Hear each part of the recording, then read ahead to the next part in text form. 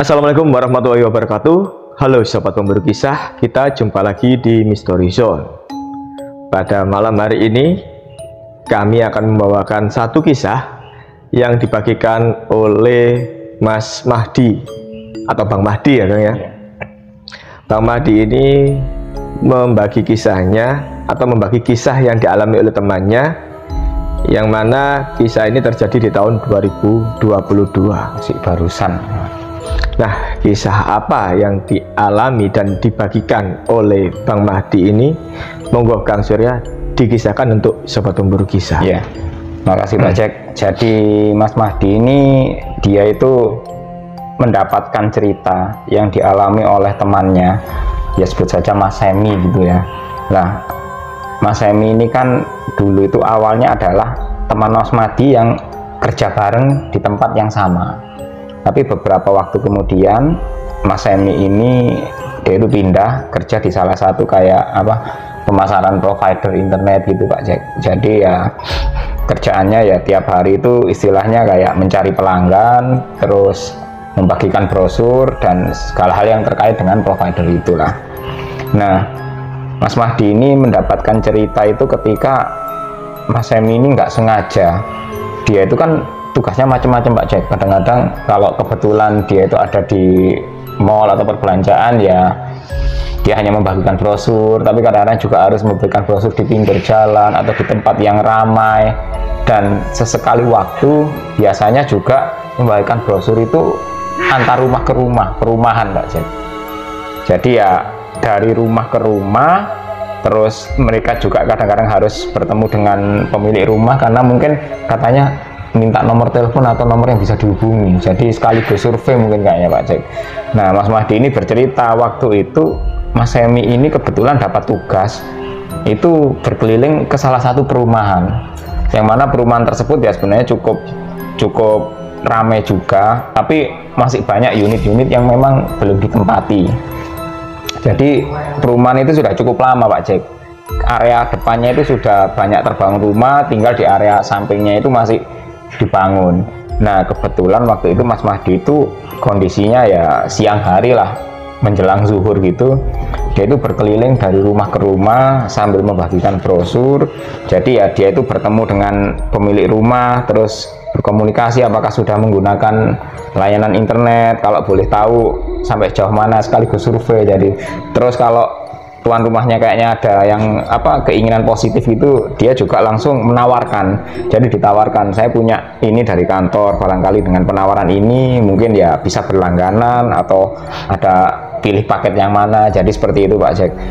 Dari beberapa rumah yang dilewati, ada salah satu rumah, katanya Mas Semi ini ya waktu ke rumah itu juga agak heran, ini rumah kok kondisinya mohon maaf kotor dan banyak sampah gitu Pak Jack. Dan tuan rumahnya kok kayaknya bodoh amat gitu. Seorang ibu-ibu muda, terus juga ada anak kecilnya yang juga di dalam sana itu. Tapi ibu muda ini kayak hanya menemui Mas Semi ini kayaknya datar banget gitu. Ya katanya sempat berpikir ini orang ini memang nggak pernah serawung sama tetangga ya, kok kayaknya bicaranya dingin banget, cuman iya terima kasih gitu aja Pak Jack. Jadi kondisi ketika dia itu waktu mengetuk pagar rumah itu ya orangnya hanya kayak cuek gitu, terus dia menawarkan ya hanya dijawab anggukan kepala. Terus di dalam juga ada anak kecil lari-larian di dalam rumah itu Pak Jack. Jadi Mas Semi waktu itu merasa ya ini kok aneh ya. Terus rumah itu kondisinya kayak jarang dibersihkan gitu Pak Jack. Jadi masih ada beberapa dedaunan yang berjatuhan di sana, terus tanaman bunga itu sudah tinggal potnya saja, batangnya sudah mengering. Jadi ya terasa aneh gitu bagi Mas Semi. Akhirnya ya yang penting dia sudah mendapatkan identitasnya, nama itu, barulah kemudian dia berkeliling ke rumah yang lain. Sampai akhirnya di salah satu rumah dia itu juga bertemu dengan pemilik rumahnya, seorang ibu-ibu juga.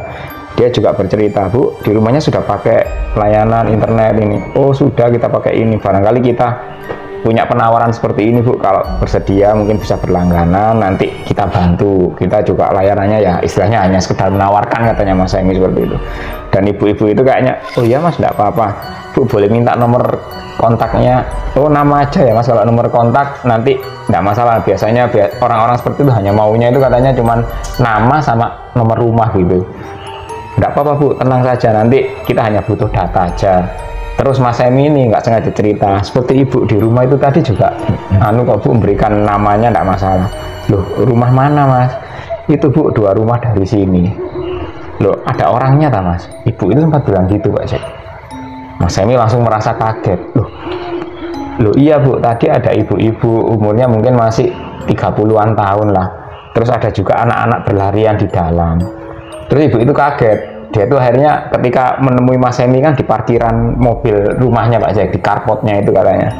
Ibu-ibu itu kayak nggak percaya, masa sih Mas? Akhirnya dia itu kayak nggak peduli sama Mas Emi katanya. Dia itu keluar, baru kemudian melongok ke 2 rumah di sebelahnya.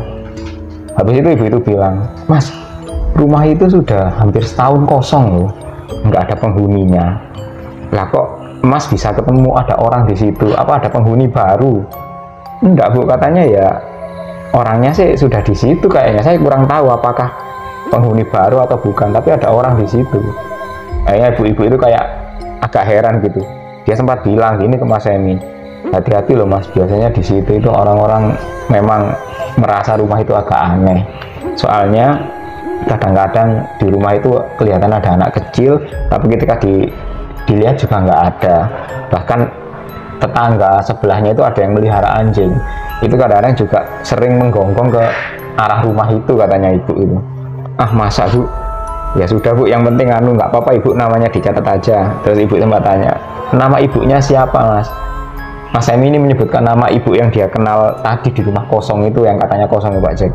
Tapi ya ibu itu nggak kenal. Oh, saya nggak asing, soalnya agak asing nama itu karena pemilik rumah sebelumnya namanya ini, pemilik rumah itu kemudian pindah, jadi itu ditinggalkan, sebenarnya mau dikontrakkan tapi nggak ada yang ngambil gitu. Akhirnya setelah mendapat penjelasan dari ibu itu, Mas Emi ini katanya langsung agak merinding gitu Pak Jack. Jadi dia itu merasa kayaknya setelah dari keterangan ibu itu, dia itu ada sesuatu yang di hatinya itu benar-benar nggak enak gitu. Jadi dia waktu itu segera berkirim pesan kepada teman-temannya, kayak memberitahu, aku tak dulu aja ya, balik ke markas dulu katanya. Nggak apa-apa, ini pengen istirahat, apalagi sebentar lagi sudah menjelang siang katanya gitu Pak. Targetnya kan mungkin belum tercapai, jadi ya dia yang penting harus balik dulu lah. Akhirnya ketika dia balik, Mas Emi ini dia sengaja mampir ke tempat rumah yang katanya ibu tadi kosong, padahal dia ketemu dengan orang di sana. Ketika dia perlahan melewati tempat itu, dia itu memelankan langkahnya Pak Jack. Dan ketika dilihat benar, dia itu seolah tak percaya. Rumah itu ternyata benar-benar kosong, sepi, pintunya tertutup. Padahal tadi pintu depan dan pintu sampingnya rumah itu terbuka Pak Jack. Dia itu melihat betul ada anak kecil yang berlarian di dalam rumah, terlihat dari luar. Dan pagar itu memang sengaja nggak terkunci, jadi pagar itu tidak ada kuncinya, jadi memang sedikit terbuka Pak. Lah Mas Emi ini benar-benar langsung merinding karena dia yakin betul bahwa beberapa waktu yang lalu, nggak lama, beberapa menit lah, dia itu ketemu dengan orang di sana. Tapi sekarang kondisinya sangat lain, walaupun memang kotor, terus tak terpelihara, sama berantakannya itu sama masih seperti tadi. Cuman yang membedakan yaitu Pak Jack, suasananya benar-benar sepi, terus pintunya tertutup semua, dan benar-benar rumah itu memang ditinggalkan. Jadi Mas Emi ini benar-benar ketakutan. Lah terus yang saya temui tadi itu siapa gitu katanya. Nah setelah itu Mas Emi kan akhirnya dia itu segera bertemu dengan teman-temannya di markas itu aja. Katanya markasnya itu ya kayak semacam tempat nongkrong gitu, dimana di situ itu kadang-kadang sambil ngopi, sambil istirahat, sambil makan siang. Lah di situ itu Mas Emi itu langsung merasa badannya itu tidak enak semua Pak Jalan. Jadi kayak capek, nggak karu-karuan, terus dia itu merasakan seperti kayak habis olahraga berat atau beraktivitas berat, jadi dia itu merasa capek, mengantuk dan lelah. Sampai akhirnya ketika dia diajak ngopi sama teman-temannya, ditanya targetnya gimana, tercapai apa belum. Waduh, saya nggak enak badan ini mas, lagi anu. Jadi dia itu merasa setelah pulang dari tempat tadi itu, mengetahui kenyataan seperti itu, katanya dia itu langsung kayak badannya itu drop aja. Bahkan dia itu nggak sengaja itu tertidur di tempat nongkrong markas bareng teman-temannya itu.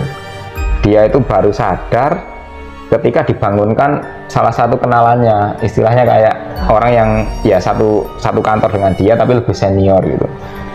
Dia itu ditepuk, dibangunkan, terus sambil berkata, kamu ini tadi dari mana gitu. Dari perumahan sana, kok kayaknya kamu kena sesuatu katanya gitu aja. Loh, kena ada apa?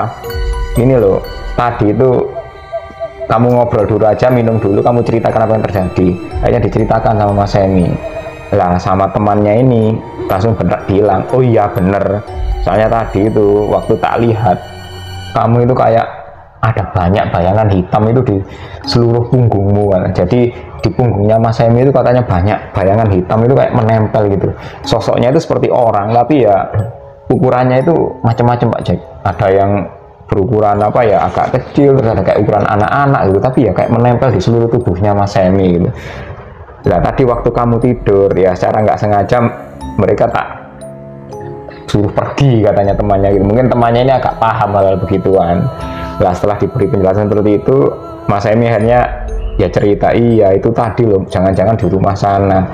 Loh pantesan, berarti mungkin kamu tadi nggak sengaja ke sana terus istilahnya ketemu dengan hal-hal seperti itu, akhirnya kebawa sampai ke sini. Nah, akhirnya setelah kejadian itu Mas Semi mungkin ya diingatkan sama temannya itu Pak Jack. Jadi ya dia memang kadang-kadang kalau apa orang-orang seperti itu kan memang kelihatannya sepele Pak Jack ya, aktivitasnya hanya menawarkan brosur dan lain sebagainya, tapi bisa jadi kadang-kadang mereka itu masuk rumah itu ya istilahnya pintunya buka langsung masuk gitu aja.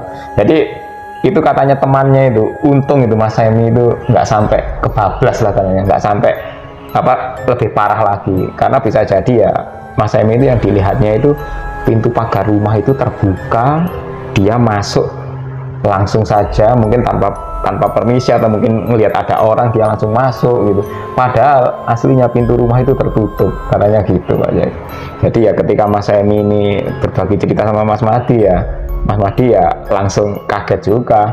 Akhirnya setelah ada kejadian itu katanya Mas Semi itu keluar dari tempat kerjanya, dia balik kerja bareng lagi sama Mas Madi ini katanya Pak Jack. Jadi itu pengalaman misterius yang dialami temannya Mas Madi ini Pak Jack. Iya, itulah perlunya berdoa dan selalu hati-hati ya Kang ya, terutama ketika memasuki daerah-daerah baru atau tempat-tempat baru ya. Betul. Kadang-kadang yang kita lihat itu nggak sesuai dengan apa kondisi kenyataan yang ada ya Pak Jack. Dan kita juga nggak tahu asal-usul dan sejarahnya suatu tempat kan. Iya betul. Itu yang paling penting. Oke, terima kasih Bang Mahdi atas berbagi kisahnya dengan Sobat Pemburu Kisah.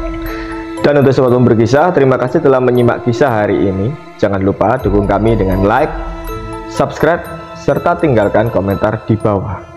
Dan tetap ikuti terus kisah-kisah kami selanjutnya. Assalamualaikum warahmatullahi wabarakatuh. Bye-bye.